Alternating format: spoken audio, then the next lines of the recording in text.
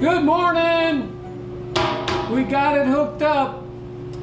It's ready to go, except for the base. So I feel like my shop is totally complete. This was the last, I feel, necessity that I need to have a real metal shop. Well, I need a real table, but that'll come in time. But right now, this will suit all my needs, I'm pretty sure, as far as Air Force goes. So I want to get the base mounted. I'm expecting some pads, base pads, anti-vibration pads that I ordered on Amazon to come today. So when they do, I want to drill holes into the concrete of the base of these feet and have it ready to mount. I bought these anchor screws at Fleet. So this is what I'm going to be mounting into the concrete. So let's do that. I want to use a Sharpie and mark the holes, move this out of the way, drill the holes, put the pads on. Hopefully it'll work out, and then we'll be ready to go. You can see we already have it wired. It works great. It's loud. It's loud. It's louder than my 21-gallon McGraw, as you would expect. But yeah, I've been messing around with it, and it works great.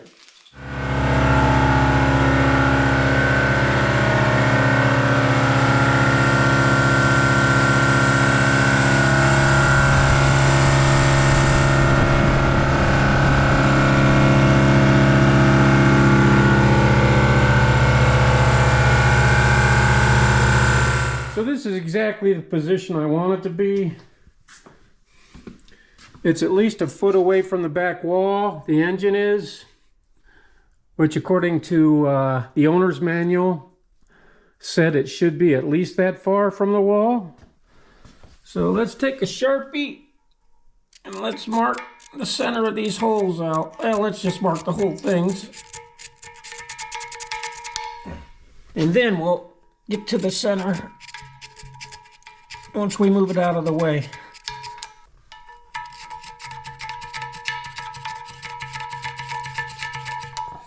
I was very lucky to have a neighbor who happened to have a day off at the time I brought this home. I saw the truck in his driveway and immediately called him for help, and he was all too happy to come help me get this beast in here. So we had some complications, and I may or may not tell you about that. later in the video. But right now, let's move this out of the way and see if we can drill these holes. One thing I've learned about buying items like this from a big box store, like I bought this at Menards, and you know, take your pick, Fleet Farm, Home Depot, it doesn't matter.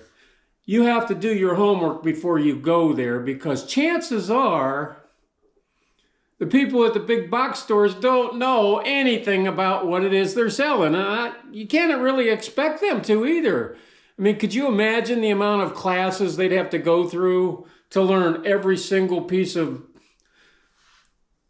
power tools that they're selling and what they're for, how to set them up and all that? Yeah, it's just too much. So I don't expect them to know a whole lot about individual items unless you get lucky. Sometimes you get lucky and the person's been there a long time and has got a lot of experience and can just off the top of their head tell you everything you need to know about whatever you're buying. But usually that's not the case.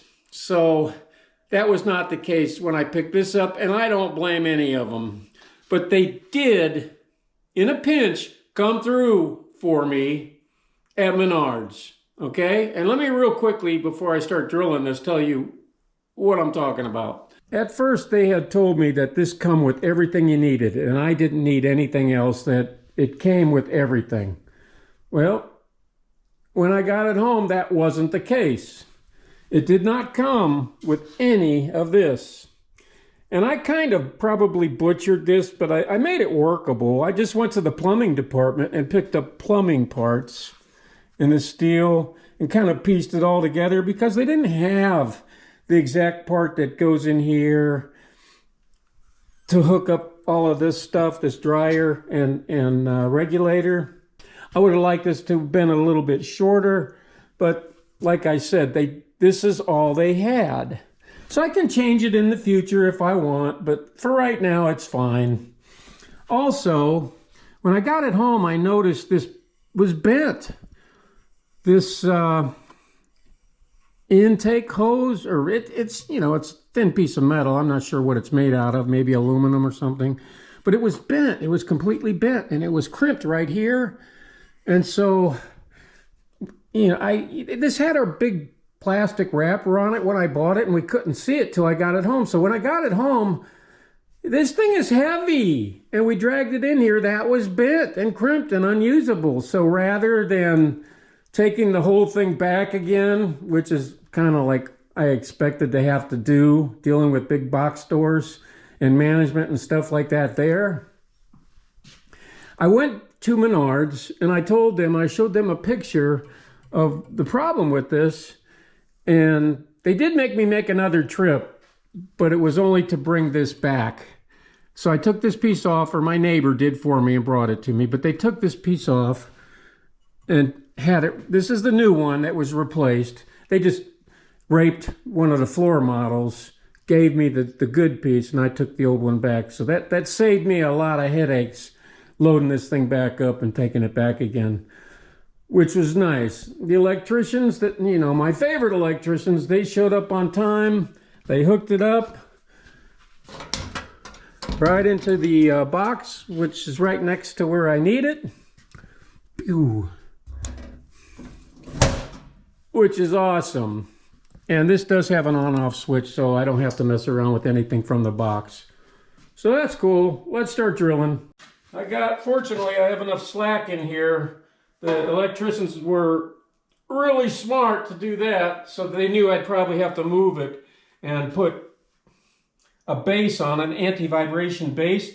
They told me that I could just go buy hockey pucks from someplace like Fleet or something and put drill holes through hockey pucks and mount it on hockey pucks. They said that works just as well as anything. So I almost did that, but on the way to get the hockey pucks, Candy looked on Amazon and found some items specifically made for this application that were cheaper. So yeah, we always go with cheaper if they work. That's my motto, sort of.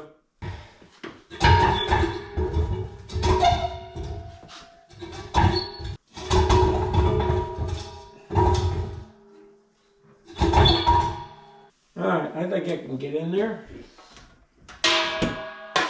see if I can find a hammer drill. One of the very first tools I ever bought in my DeWalt 20 volt collection was this in a combo. So we'll load this up with a masonry bit.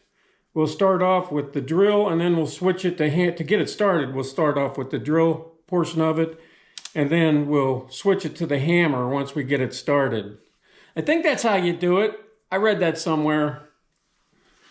We'll see how it does. Now I hope I have a bit that's just right. This should foot the bill. Got that at Harbor Freight. Looks just right. Okay.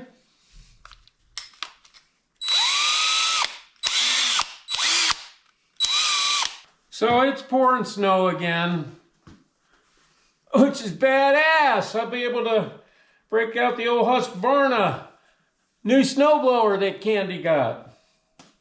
Yeah, hopefully this will go quickly. There's only 3 holes.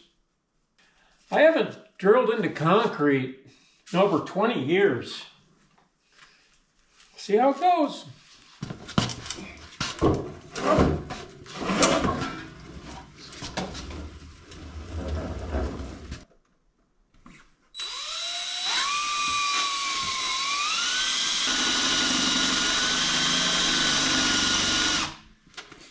Okay, we got it started. Let's switch it to hammer.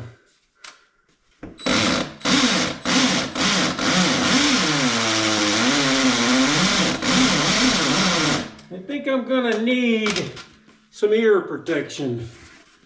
I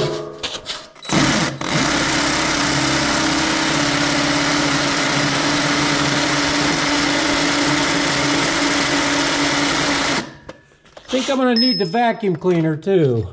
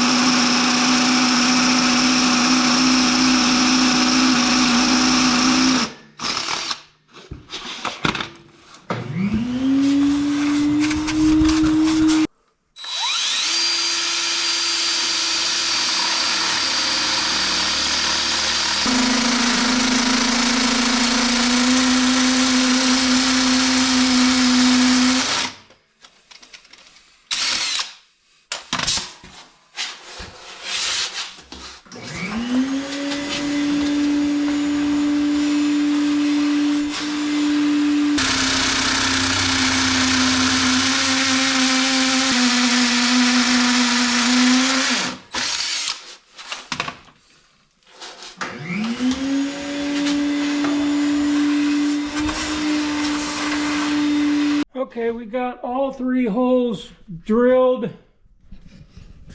Now it's just a matter of waiting for the mail to come. We are up to about 4 inches of snow right now, boys. Still coming down, which is awesome.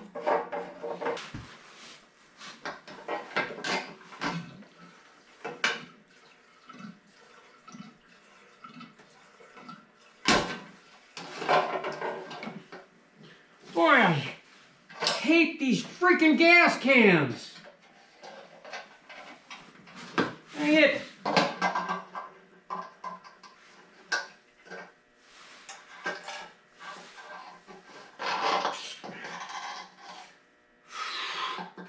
I don't know what all this crap is in here.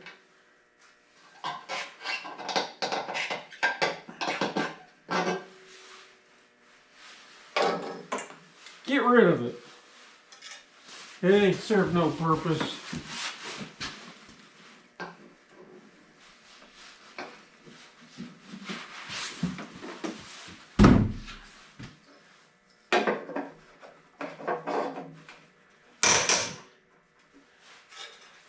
I have no idea what possible purpose this could serve. See that?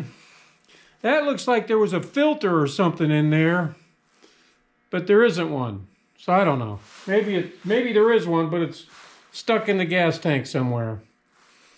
I don't know.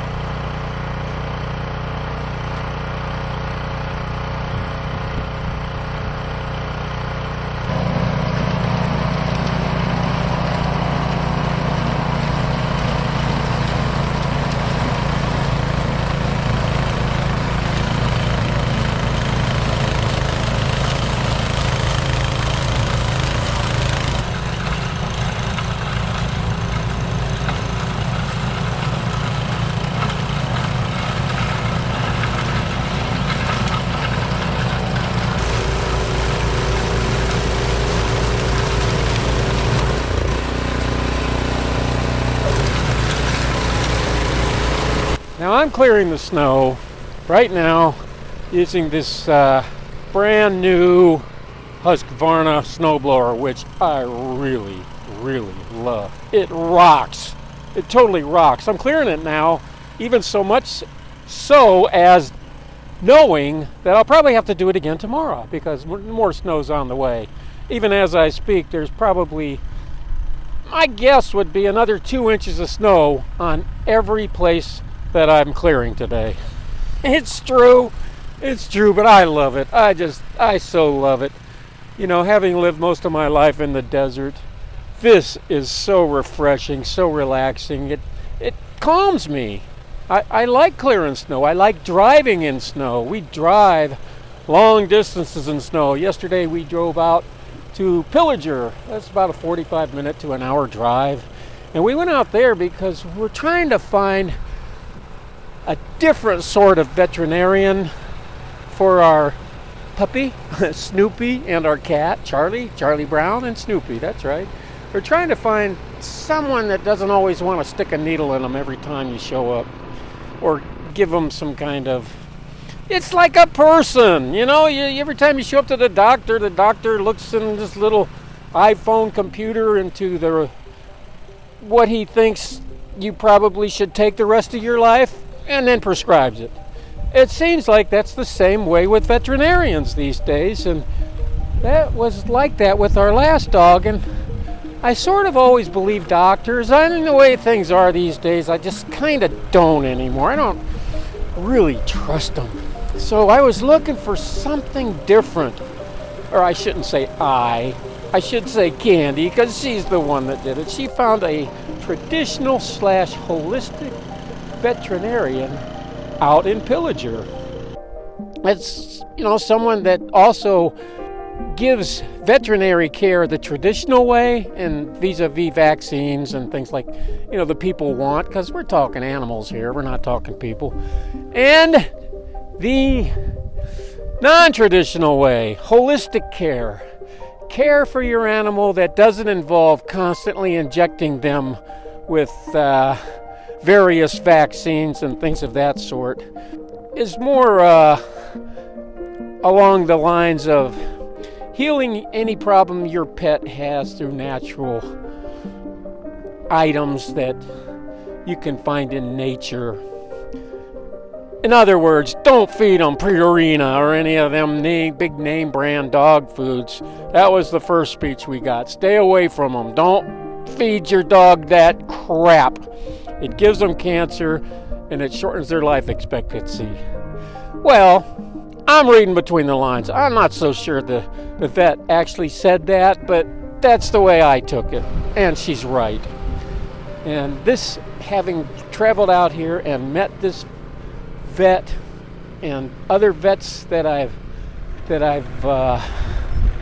taken our animals to in the past, you know, what do I know? I'm not a vet, but they seemed okay. But this one was different. You know, she is more along the lines of, you know, your dog should be like your son or your friend, your relative. Your dog should be taken care of in what you feed it. Don't go for the cheapest food. Feed your dog healthy things, you know, vegetables and meats. You know, dogs can eat raw chicken, raw hamburger and things like that. A lot of people just don't know that. And she's of the firm belief you feed your dog what you eat. You know, depending on what you eat. Now, if you're eating a bunch of candy, cake, and crap, well, it's not good for you. Therefore, it's probably not going to be good for your dog or cat either. But she did give us a lot of recommendations of things to feed our dog, which were in complete opposite of our previous veterinarian care, in that we were never given any, let's just say, advice on exercise and nutrition for our pets. So this was a really nice experience, and I think we're going to stick with this vet. It's out here in Pillager, Minnesota, which is an awesome place. I don't know, is there any place in Minnesota that isn't awesome? Outside of Minneapolis, St. Paul, I mean? I don't know, I guess if you live in Minneapolis, St. Paul, it's probably awesome down there too. I've never lived there, so I just know what I see on TV, right? I expect to have to do this all over again. That is, do the snow blowing and driveway clearing again tomorrow. And that is because it's still snowing. So I didn't get the parts that I wanted in the mail today because of the weather. You know, United States Postal Service and UPS both were expecting a package from both. I'm expecting those vibration pads for this compressor and a few other items, small items, that were supposed to come today are now canceled until tomorrow because of the weather. So we live in Minnesota, so we plan for these things. So there'll be a part 2 probably, and you'll be able to see how awesome this compressor really is while I show you a couple of new cheapy air tools that I did buy from Harbor Freight. And I can get away with buying cheapy air tools from Harbor Freight because I don't use them every day. I use them every so often. So there's that. And again, thank you guys for watching. And we'll see you on the next video. So God bless each and every one of you. Take care.